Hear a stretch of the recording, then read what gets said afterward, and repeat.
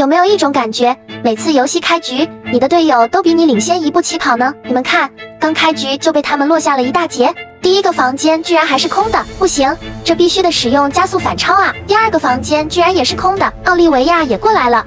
我预感厕所肯定有宝石啊，千万不要被抢！果然还是我领先一步。隔壁厕所再去溜达一圈，万一有收获呢？看来今天的运气一般般啊。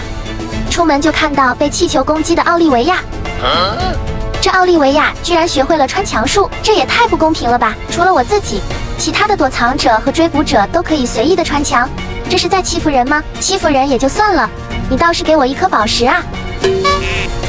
官方可能听到了我的声音，好的，感谢官方。咦，这里还有一颗，再次感谢官方。看在你连续给我2次宝石的份上，那个穿墙术我也不用学了，毕竟我也是会卡几个 bug 的。